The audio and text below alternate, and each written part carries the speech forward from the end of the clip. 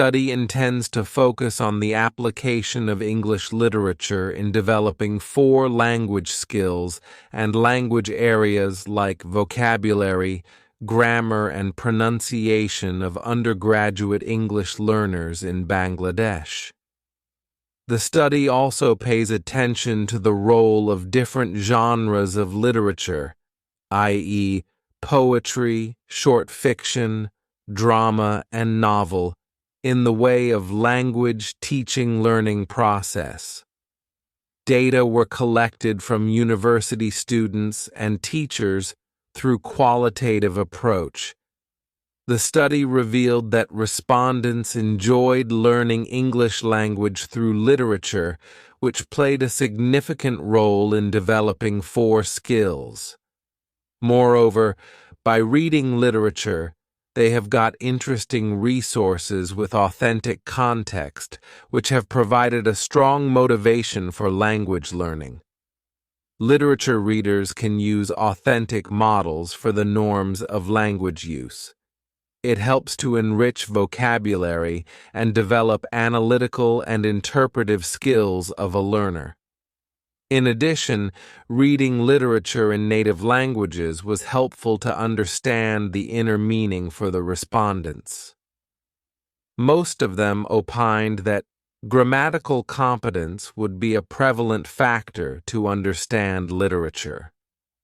English literature is used in the EFL classroom at universities in Bangladesh. Different genres of literature such as drama, epic, poetry, novel, and nonfiction are given importance in English curriculum. Hishmanoglu, 2005, emphasized the use of literature as a popular technique for teaching both basic language skills, i.e., reading, writing, listening, and speaking, and language areas, i.e., vocabulary, grammar, and pronunciation.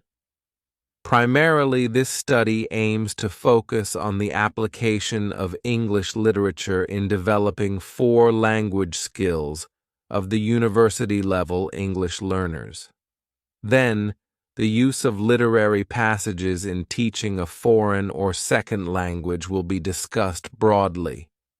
Moreover, the study will also concentrate on the issues in terms of vocabulary and grammar. This might be able to enhance the opportunity to incorporate literature more in the curriculum. They agreed that without having basic knowledge on grammar, a learner might face difficulties to learn a particular language thoroughly. Hence, they identified literature as a potential tool for communicative language teaching approach. Today is all about one thing, that is building your vocabulary. I'm going to teach you a lot of different words, mostly advanced words, to help you be more precise so that you can say exactly what you want to say. I've taken some of my very best vocabulary lessons and put them right here in this video. So if you are interested in building your vocabulary, I recommend that you subscribe. Turn on notifications so that you'll learn about future lessons, like future vocabulary lessons, and I can become your teacher. But before we begin, I have a very quick announcement, because if you would like to build your vocabulary, practice using new words and phrases in context, you will learn useful vocabulary. We do engaging speaking activities, and we warm up each lesson with something related to pronunciation or connected speech. There are also pronunciation video lessons included, and I'm going to teach you some of the language nuances, like when to use certain words and phrases. So click on the link down below if you'd like to read the transcript and PDF, and I hope to speak to you soon. Now, let's start this vocabulary marathon, and I am sure that you are going to learn some new words and phrases.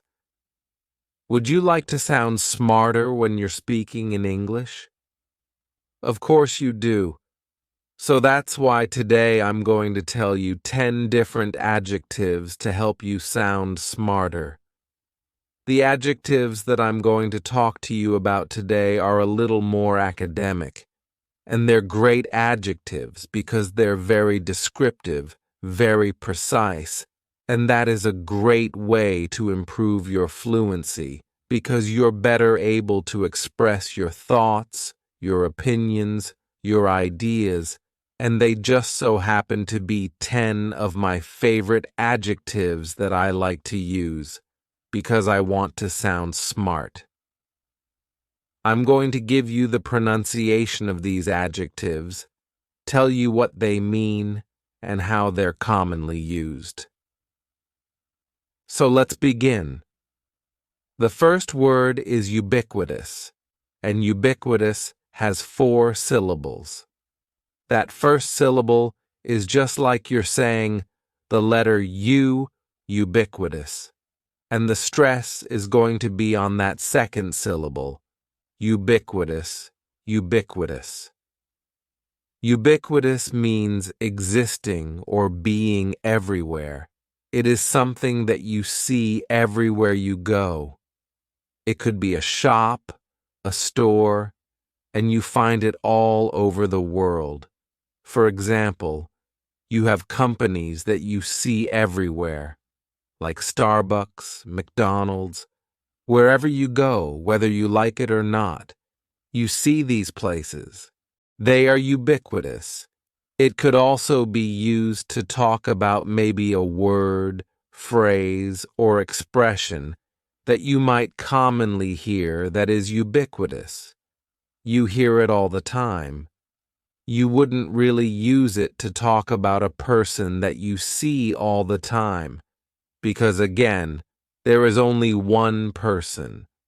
Ubiquitous is talking about something where there is a lot. It is a lot more than just one. It's everywhere. It's ubiquitous. Local coffee shops are ubiquitous in my hometown. The next word is cumbersome. The word cumbersome has 3 syllables, and the stress is on the first syllable. Cumbersome, cumbersome. Something that is cumbersome is something that is difficult, something that is burdensome, and usually it's often talking about something that is physical, that is difficult to move or carry, maybe because it has an awkward shape, or maybe it's really heavy and it is cumbersome to move something from one place to another. It's not always used to talk about an object. It can be used to talk about a situation as well, something that is difficult, problematic. We could say that it is cumbersome. It's a cumbersome situation, a cumbersome challenge, a cumbersome life. Moving the furniture outside was really cumbersome. The next adjective, and it's one of my favorites because, well, it kind of describes me, is facetious. Facetious has 3 syllables, and the stress is on that second syllable. It's like you're just saying the letter C for C. That first syllable has that schwa, that sound. Facetious, facetious. Facetious means not to be taken literal or serious, and I would say it's kind of in between a joke and a lie, and you're almost kind of teasing somebody when you're being facetious. You're saying something that is so ridiculous, it's so outlandish, that the other person or people shouldn't take you seriously, because what you're saying is so ridiculous. You are being facetious. Don't listen to him. He's being facetious. Next is arduous, and arduous has 3 syllables, and the stress is on the first syllable, arduous. Now you don't hear that D sound that much. It's not very strong. It almost sounds a little like a J. Arduous, arduous. Something that is arduous is difficult because it requires a lot of exertion, a lot of thought, a lot of energy, and it's often used to describe something that you have to do, like a task, an arduous task, an arduous problem, an arduous chore. It requires a lot of exertion, and it's because of that, it's just really difficult. It's arduous. Building the sand castle was an arduous task. Next is presumptuous, and presumptuous has 4 syllables, and the stress is on that second syllable, and the S almost sounds a little more like a Z. Presumptuous, presumptuous.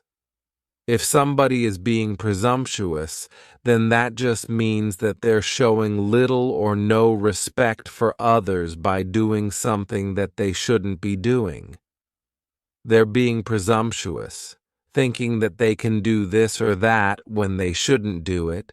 It's presumptuous. For example, if you go over to a friend's place, most of us don't just walk inside their home or apartment. You knock on the door because it's polite, it's respectful. If you just walk inside like you own the place, then you would be presumptuous. It was presumptuous of him to think that this was a date.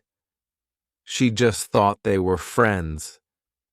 Next is pensive, and the pronunciation is very easy.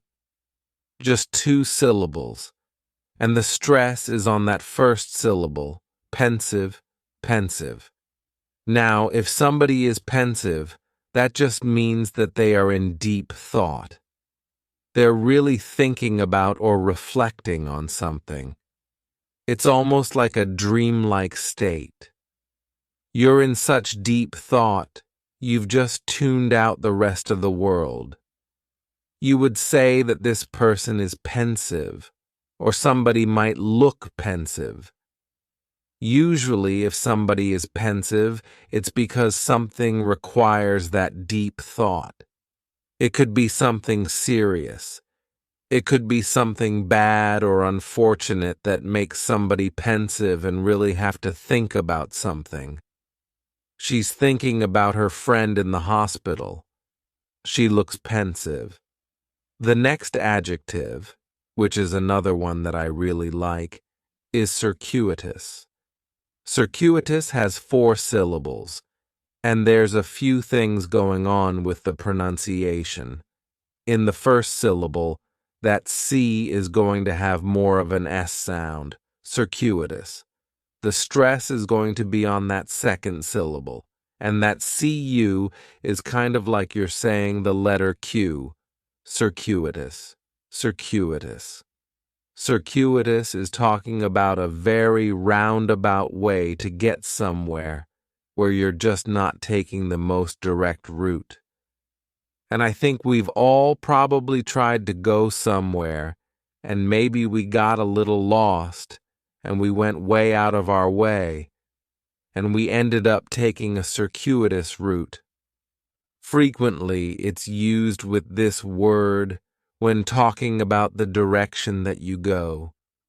A circuitous route, a circuitous path. And it is just this windy, roundabout way that you try to go and get somewhere. Circuitous. We took a circuitous route to reach our destination. Next is conscientious.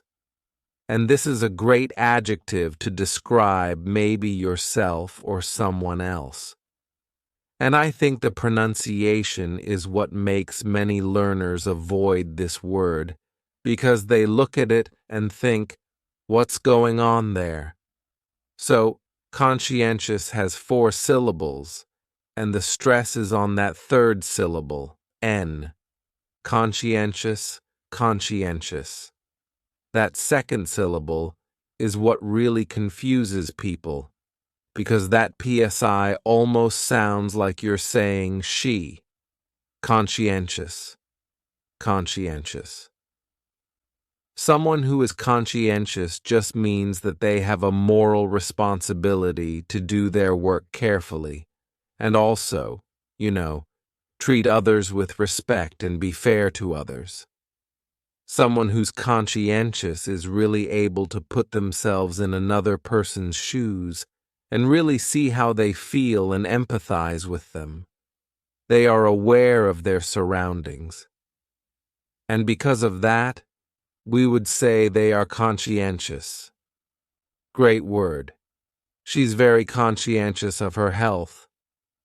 The next word is meticulous, and this word has 4 syllables, and the stress is on that second syllable, meticulous, meticulous.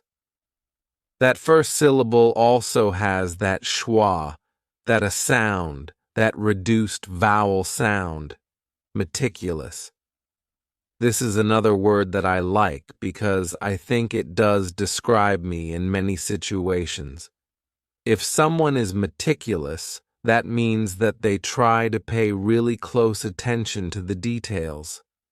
They're meticulous in their work. They're focused on the details, and they want to make sure every little thing is in order. Someone is meticulous. Usually, I think it is a good thing when you're talking about somebody's work that you want to pay close attention to the details so you don't miss anything and be very meticulous. He's meticulous with his designs. The final adjective that I have for you is convoluted. Convoluted also has 4 syllables, and the stress is on the first syllable, convoluted. That second syllable, again, has that schwa sound, that reduced vowel sound. Convoluted, convoluted. If something is convoluted, it means that it is extremely difficult to follow because things are connected and intertwined and mixed around in a way that's difficult to understand. That means that something is convoluted. It can be used to describe a story or an argument, or maybe even a sentence that is hard to follow, and it doesn't make much sense. It's convoluted. The story was convoluted because there were so many different people involved. So, those are 10 super awesome adjectives that will help you sound smarter when you're having a conversation in English. It'll also help you be more descriptive when you're expressing your thoughts, your ideas, your opinions. So, please use those adjectives. Welcome to today's lesson, which is more of a vocabulary lesson because I'm going to talk to you about 10 amazing adjectives that you can use to sound more academic, more professional, and more competent when you're speaking English. These are not words that you're going to hear every day on the street. Instead, you're more likely to hear these adjectives in presentations, debates, or in-depth conversations that are a bit more serious, because these are words that sound more professional, more convincing, and they give us a bit more authority when we're speaking about a topic. So, I'm going to tell you the adjective, show you how it's phonetically pronounced, give you the meaning, as well as a sentence, so you can see how it's used in context. Are you ready? Let's begin. So, the first adjective I have for you is germane. Now, this is 2 syllables, and the stress is on the second syllable, germane. It means that something is relevant, that it is closely related to something else. We could use it in a sentence and say, your statements are not germane to the central argument. The next word, and it's one that I really like, is preposterous. This adjective has 4 syllables, and the stress is on that second syllable, preposterous. Remember that OS has that schwa, that sound. This means that something is contrary to reason. It's just ridiculous. It's absurd. The way it's used is somebody would usually say something, and it's ridiculous. It's absurd. And the other person would say, that's preposterous. That's absurd, and that's preposterous. You're not gonna like this video. That's preposterous. Next is a very cool word, perfunctory. Perfunctory has 4 syllables, and the stress is on that second syllable, that funk, perfunctory. That third syllable has the schwa, and it's going to end with that long E sound, perfunctory, perfunctory. If something is perfunctory, it means that you're doing something out of routine. You're doing it without even thinking about it. It's habit. It's a ritual. You just do it in haste without giving it much thought, and we would say that it is perfunctory. When she saw us, she gave us a perfunctory smile. The next adjective is truculent, and this word has 3 syllables, and the stress is on that first syllable. Keep in mind that Q is pronounced like you're saying the letter Q, T-R-Q-L-U-N-D.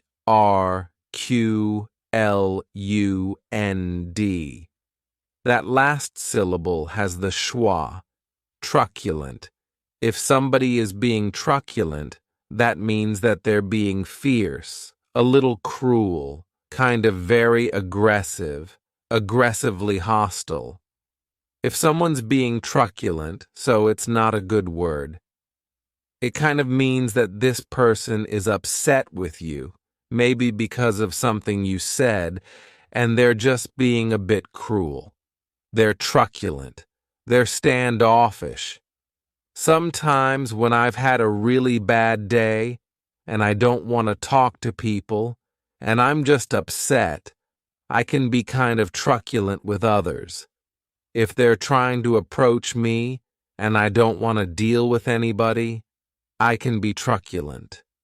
A great example would be in politics. People maybe do something wrong, and the media wants to talk to them about it, and they're angry. They don't want to speak to the media, and they might be truculent. So we could say politicians are sometimes truculent with the media. Another great word is this one right here, austere. This has 2 syllables, and the stress is on that second syllable with that long E sound. Austere, if somebody or something is austere, it means that they're very severe in their manner. They're very strict, or even without excess, austere.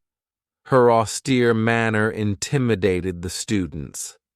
The next adjective, which is one of my favorites, is capricious. This word has 3 syllables, and the stress is on the second syllable. Keep in mind that the first syllable has that schwa sound. Capricious, capricious. If someone or something is capricious, then that just means that they are subject to sudden or even unpredictable change. Capricious. You could say a person is capricious. Perhaps the weather is capricious, or maybe even your plans are capricious. They're subject to change. I could use it in an example sentence and say, I can never get her to commit to a time because she's so capricious. Next is the word defamatory, and this word has 5 syllables, and the stress is on that second syllable, Defamatory. It's not a good adjective because if something is defamatory, we're talking about false or unjustified harm caused to one's reputation. We could use it in an example sentence and say, "The president's defamatory remarks startled everyone." The next word, which is another one of my favorite adjectives, is esoteric. This word has 4 syllables, and the stress is on that third syllable, esoteric. When we describe something as esoteric, we're talking about something that's really understood by a small group of people because they have knowledge or interest in that thing. Usually it's somebody that has direct experience with it, so we say that it is esoteric. For example, somebody could have esoteric knowledge about something. Maybe they have an esoteric experience because there's just a few people that really understand and know what it's like. I spent 6 months in the woods hiking the Appalachian Trail. It was an esoteric experience. Another great adjective is nascent, and this word has 2 syllables, and the stress is on that first syllable. It has the long A sound, nascent. That second syllable has that schwa, nascent. If something is nascent, then that just means it's beginning to exist or beginning to develop. It's at the early stages. It is nascent. We can use it in a sentence and say, "The project is at a nascent stage of development." Another very cool adjective is quintessential, and this word has 4 syllables, and the stress is on the third syllable. Quintessential. When we say that something is quintessential, it means that it is representing just the most perfect example. It's quintessential. Now, let me give you the quintessential example sentence. Bookish English is the quintessential channel to learn, practice, and improve your English skills. If you agree with that last sentence, please, please, please show us some love and hit that like button down below. Welcome to today's lesson. It is a super awesome, amazing vocabulary lesson because I'm going to teach you 10 different verbs to help you sound smarter. I say that they help you sound smarter because these are more advanced verbs. These are advanced vocabulary words that are very specific, very precise, that you can use in certain situations so that you can perfectly express your ideas, thoughts, and opinions and say exactly what you want to say. These verbs are going to help you do just that. Now, I'm not only going to tell you the verb and the meaning, but I'm also going to give you the pronunciation as well as an example sentence so that you can see how these words are used in context. That's very important. So without further ado, let's begin. The first word is to admonish, and admonish has 3 syllables, and the stress is on that second syllable, mun. Admonish. And this is a verb that we use with a direct object, to admonish someone, usually for doing something wrong, because what it means is to counsel or advise against something. It's kind of like you're scolding somebody in a way, but not because you are super angry and they did something really terrible, but they just did something wrong, and it's not correct. Maybe it was a little rude, just interrupted me again while I was admonishing you for interrupting me. Have you ever been admonished for doing something? I definitely have been admonished for many things in my life. The parents admonished their child for telling a lie. The next wonderful verb is to advocate. This word has 3 syllables, and the stress is on that first syllable, advocate. To advocate means to show strong support for something. It could be support for a policy, it could be support for an issue, and you advocate for it. We often use it with the preposition for. You advocate for something when you are really passionate about something. You really believe in it, and you want to advocate for this thing. The teachers advocated for better pay. The next verb is to bemoan, and this verb has 2 syllables, and the stress is on that second syllable. You may also notice that that word in that second syllable kind of shares a similar meaning to the verb to bemoan, which means you are basically expressing that you are upset, you are distressed about something. It's kind of like you're complaining, and you might bemoan a situation that you are in. You might bemoan someone's decision if you disagree with it and you don't like it. You're not very happy with something that happened, and you bemoan the situation. She bemoaned having to look for another flight. The next verb is compel. This word has 2 syllables, and the stress is on that second syllable, compel.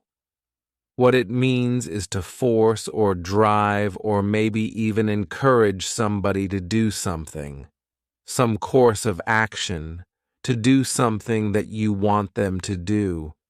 You really want to convince them to do something.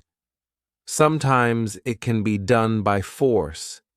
You compel someone to do something because maybe you're threatening them in some way, shape, or form, and you are compelling them to do what you want them to do. The power want them to do. The power of Chrysler compels you, but you're really just trying to get somebody to do this thing, to compel someone to do something. The police compelled him to tell the truth. The next verb is a good one, embezzle. To embezzle, this verb has 3 syllables, and the stress is on that second syllable. Embezzle.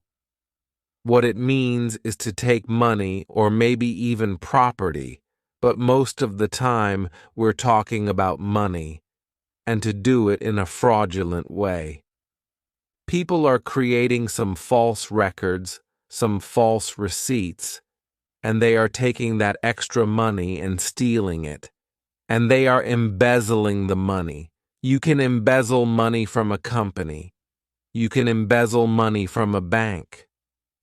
Lloyd Gross is a fictional salesman we invented to, how do I put this, steal from the company, embezzle, to commit fraud. I just got fired from Sweden's because you were embezzling. Now, if you do this, it's a crime. So it is not a good verb. It's not a verb that you want to be associated with. The accountant embezzled millions of dollars from the company. The next verb is extol. To extol, this word has 2 syllables, and the stress is on that second syllable. Extol. What it means is to praise highly, to give a lot of high praise to someone or to something. Oftentimes you might extol someone during a eulogy if there is a funeral and a person is giving a eulogy and talking about the person that has passed away. You want to talk about all the good things that this person did. You want to give them a lot of praise, and you would extol this person. You can also use it talking about places or things if you really just want to speak highly of it. Extol. She extolled the beauty of modern art. Next is the verb impugn. To impugn, this word has two syllables, and the stress is on that second syllable. What it means is to claim that something is false, to say that, to challenge it, and say that it's not true and kind of cast doubt upon this situation or even this person. So, because of a few bad apples, and impugn an entire continent. I'm impugning a continent. A lot of times you might hear it with the word character, to impugn someone's character, basically saying that this person should not be believed, that they say things that are false, they're dishonest, and you're trying to cast doubt over the things that this person is talking about when you impugn someone's character. Mr. Chairman, if she's going to impugn his character while he's speaking, it's not a good verb. Now you may be thinking, what the heck are you talking about? It's often referred to situations where, again, you can't solve the problem because the solution is within the problem itself, and it's just like this circular loop. So this is a great noun to describe this type of situation. And again, it's just like a standalone statement. When you are tough, they resent you. And when you are cool, they walk all over you. Catch 22. There's no unspoken thing. Well, it's a catch-22 because if you said it, then it would be spoken. Part of their parole is that they're required to have a job. It's a catch-22 of us. Not that many people are that excited to hire a felon. We don't really use this noun with any adjectives. It's just really that standalone statement. And you would describe something and say, it's a catch-22. Next is epitome, and this noun has 4 syllables, and the stress is on that second syllable, epitome. This is a word that when you see it, many times people may mispronounce it because the third syllable has that schwa, and the last syllable is that long epitome. What it means is a person or thing that is typical of a class or group as a whole. Something that possesses to the highest degree what this whole group is all about. Therefore, we say that something is the epitome of something else. Kind of giving an example, saying that this thing best represents this whole group. It's the epitome of something. Bookish English is the epitome of English teaching excellence. And if you agree with that statement, then go ahead and hit that like button down below.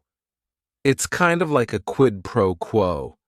I teach you new nouns. You hit that like button. It's a fair exchange. Another great noun is dichotomy. This word has 4 syllables, and the stress is on that second syllable, dichotomy.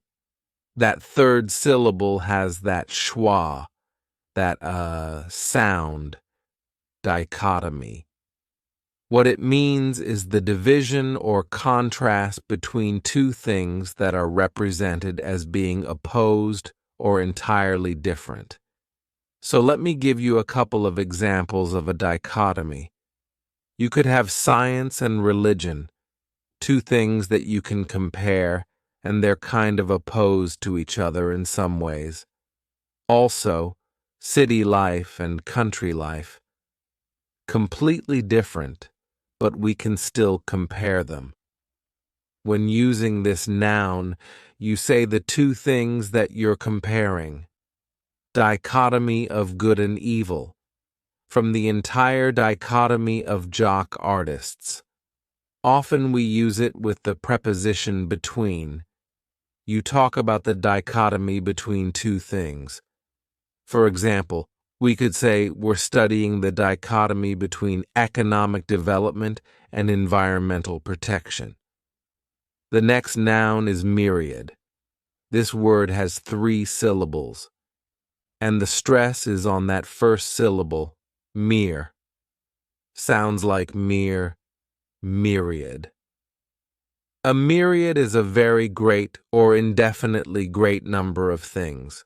Often it can be used as a synonym for various. You talk about a myriad of something. There's a lot of variety. There's a great number of these things. There's a myriad. There is a myriad of trees in the forest. The next noun is credence. This word has 2 syllables, and the stress is on that first syllable, credence. What it means is the belief as to the truth of something. That there's a belief, and it's showing that that belief is true. I never gave these stories much credence. He's a criminal and a terrorist. People aren't going to give him credence. And though we give them no credence at all, Larry. Often you may find this noun with the verb give. Something gives a belief credence. It makes it seem a little more true. For example, the email they discovered gave credence to his unethical behavior. Next is malaise. This word has 2 syllables, and the stress is on that second syllable, malaise. This is not a great noun. The reason I say this is because its meaning is a vague feeling of physical discomfort or uneasiness as an early sign of an illness. So if somebody is just starting to feel ill, then it's very possible that they might experience malaise. I experienced bad headaches and malaise before deciding to go to the doctor. The next noun is sycophant. And this noun has 3 syllables, and the stress is on that first syllable. The spelling may throw people off to the pronunciation. But that, Isak, is just pronounced sick, sycophant. The meaning of a sycophant is a person that tries to gain attention by flattering wealthy or influential people. So this is not a good noun. You don't want somebody to call you a sycophant because it basically means you're sucking up to somebody else for no real reason. It's pathetic. Yeah, it's not good. Some sycophants in the media refuse to acknowledge the political corruption. Another great noun, which is another one of my favorites, is a dilettante. And this word has 3 syllables. And there's kind of like a stress on that first and last syllable. The reason I say it's one of my favorites is because, I guess you know, I could be considered a dilettante. Many of us can be considered dilettantes because its meaning is a person that cultivates an interest in something without really learning in-depth information. I think this just happens with people all the time. We become interested in a topic, and we learn a little bit about it so that we can converse with our friends and have discussions. But we have difficulty really debating this topic with facts and information because we just don't know enough. They will remain dilettantes in war and tourists in Vietnam. What's your point? Your knowledge is a mile wide and an inch deep. Do you know what that makes you? A dilettante? But if somebody calls you a dilettante, then it's probably not in a good sense because they're probably referring to you, saying that, well, you're a person that you think you know a lot, but you really don't. You want to think she knows a lot about health and nutrition, but she's really a dilettante. The next noun is zenith. It has 2 syllables, and the stress is on the first syllable, zenith. When talking about the zenith, you're talking about the top, the peak, the highest point or state of something or someone's condition. So, if you are at the top, the highest point, then you are at the zenith. It basically implies that you're not going to go any higher. So it's like saying you've reached the top. You're not going to go any higher, and things are just going to start going downhill from here. His athletic career has reached its zenith. So I hope some of these nouns were new for you. And now that you've learned them, you can go out and practice using them so that you can improve your overall English fluency.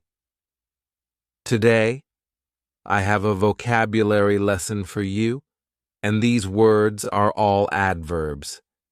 They are advanced adverbs, and every single one of them ends in lie. And these are great adverbs to know because they're really going to help you accurately express your thoughts, opinions, and ideas. Throughout the lesson, I'm going to do a few things for you. I'm going to show you the adverb. I will then tell you the correct pronunciation. I'll give you the meaning. And then I will also give you some example sentences so that you can see how the adverb is used in context.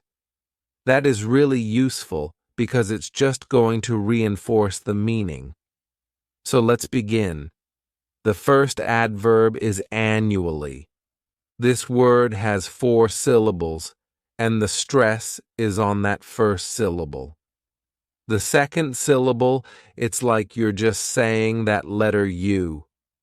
And the third syllable has that schwa, annually. This adverb means that something is occurring once a year. Something happens once every year. It happens annually. The U.S. Marshal Service annually flies 155,000 prisoners around the country. Evidence suggests it sheds its skin annually. Extended annually, 12 million a year. It's also quite commonly used with numbers. For example, when you're talking about banking, and maybe you earn interest on the money that's in the bank, you will earn interest annually. We could also use it and say everyone should file their taxes annually. The next word is reluctantly. This word has 4 syllables, and the stress is on that second syllable. That third syllable also has that schwa. Reluctantly. Reluctantly. What it means is that just unwillingness to do something, that you are not inclined to do this thing. Reluctantly. I am asking for your help. But all he gives his loser son is grief and a place to live. Reluctantly, he gives that reluctantly. Each year, we have to pay our taxes annually. But I think most of us reluctantly file our taxes.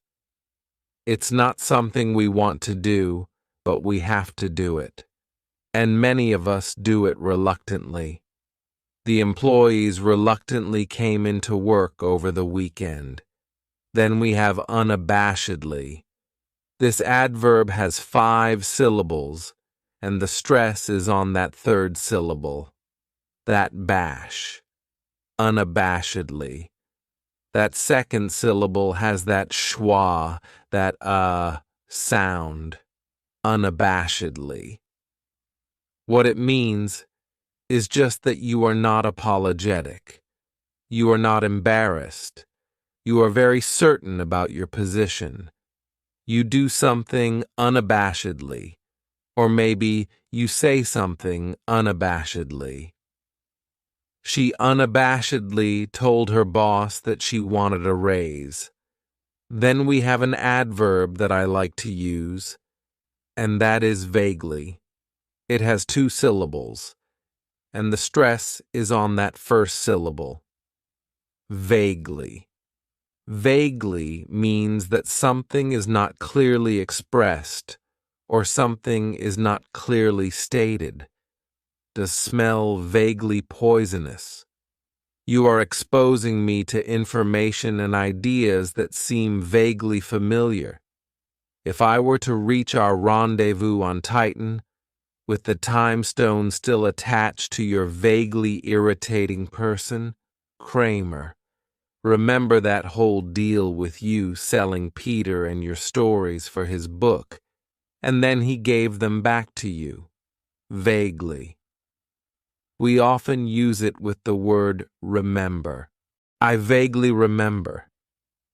What do I vaguely remember? I vaguely remembered the example. I vaguely remember you telling me to pick this up at the grocery store. The next adverb is one of my favorites. Fervently. It has 3 syllables, and the stress is on that first syllable. Fervently. What it means is that you are just showing great enthusiasm, great intensity to do something. For example, right now I'm fervently trying to explain the meaning of these new adverbs. They fervently worked around the clock in order to finish the project on time. Next, we have diligently. It just means that you are working very hard to accomplish something. You are very focused on the task at hand. Often it's used with the verb work. We have been working diligently on this problem. The person shares your concerns and is working diligently to find a solution. Senator Gates had a series of mini-strokes a few months ago, but we are working diligently to get him through his final term. I'm sure all of you are working diligently to build your vocabulary and learn new words, which is why you're here. The police diligently collected evidence in order to find the criminal. Then we have another great adverb, which is vicariously.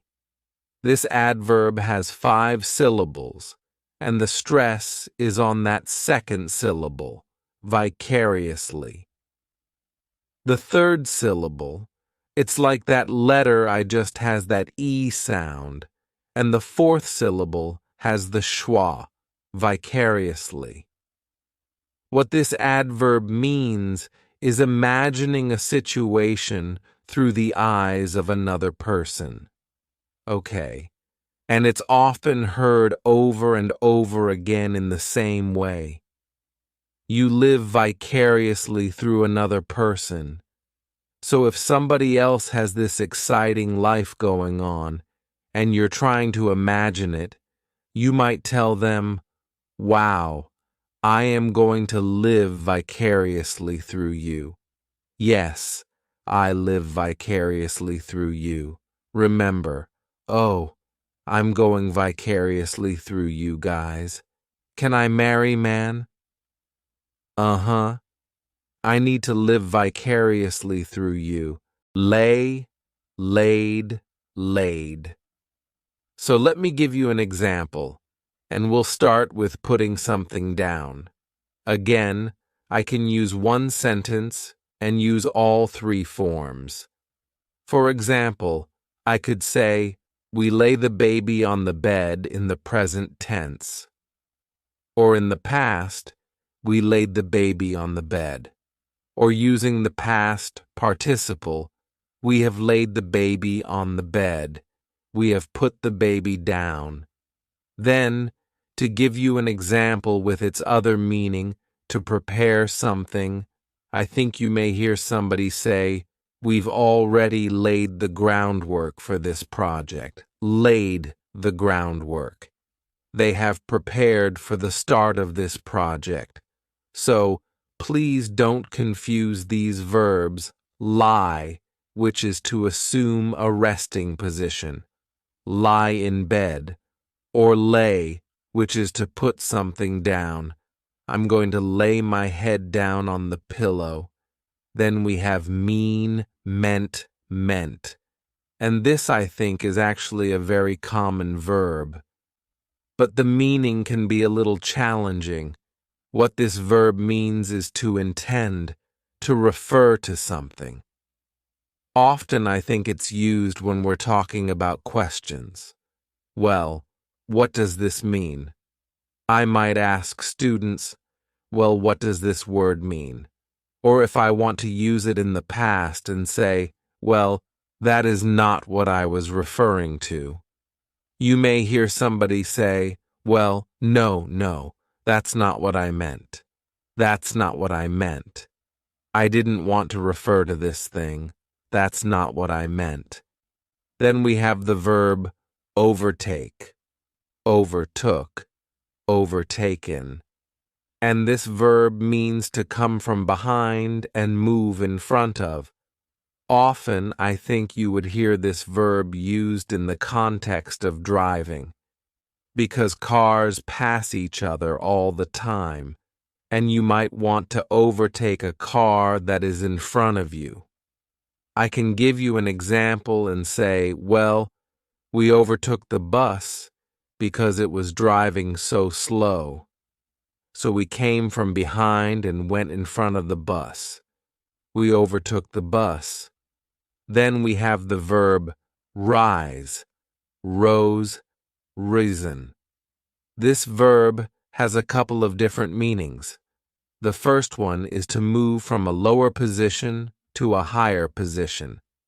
And the next meaning is just to get up. So let's start with the first meaning, and I'll give you an example. I could give you a simple sentence and use all three forms. I could say, well, the sun rises. Or in the past, the sun rose. Or using the past participle, the sun has risen. If I want to say, get up, I often think of the expression, rise and shine. And somebody would say this just telling somebody else to get up. It's time to start your day. Rise and shine. Next is the verb swear, swore, sworn. And this verb means that you are making a promise to do something. Swear, swore, sworn. Let me give you another example in which you could use all three forms in this one sentence. I could say, he swears to tell the truth. Or in the past, he swore to tell the truth.